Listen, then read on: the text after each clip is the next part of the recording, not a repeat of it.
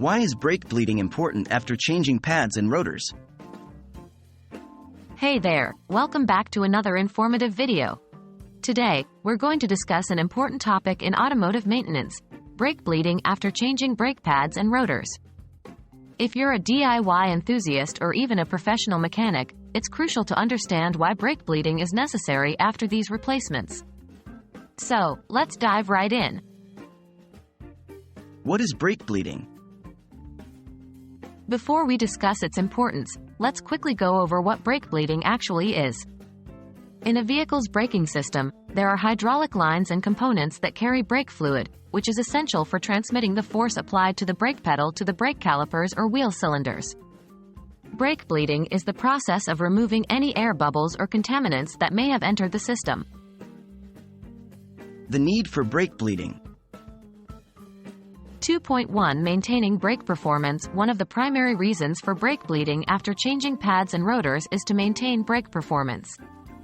Air trapped in the brake lines can compress, leading to a spongy or soft brake pedal feel. This reduces the effectiveness and responsiveness of your brakes, potentially compromising your ability to stop the vehicle safely. 2.2 Eliminating contaminants. Additionally, brake bleeding helps to eliminate contaminants that may have entered the system during the pad and rotor replacement process. These contaminants, such as dirt, moisture, or debris, can negatively impact the brake fluid's properties and compromise the overall performance of your braking system. Types of brake bleeding.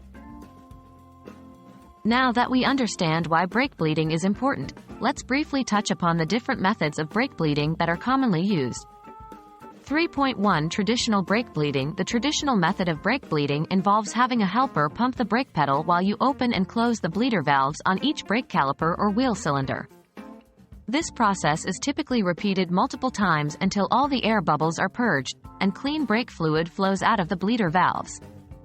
3.2 Pressure brake bleeding. Another method, known as pressure brake bleeding, uses specialized equipment to force fresh brake fluid through the system, pushing out any air bubbles or contaminants.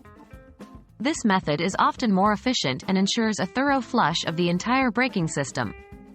3.3 Vacuum brake bleeding. Lastly, vacuum brake bleeding involves using a vacuum pump to draw old brake fluid out of the system while simultaneously pulling in fresh fluid. This method can be effective in removing air and contaminants from the brake lines. To wrap things up, brake bleeding is crucial after changing pads and rotors to maintain brake performance and ensure the safety of your vehicle. By removing air bubbles and contaminants from the brake system, you can achieve a firm brake pedal feel and ensure maximum braking efficiency. Whether you choose the traditional pressure or vacuum brake bleeding method, be sure to follow the manufacturer's recommendations and exercise caution while working on your vehicle's braking system. Remember, proper maintenance of your brakes plays a vital role in keeping you and others safe on the road. Thanks for watching, and stay tuned for more informative videos.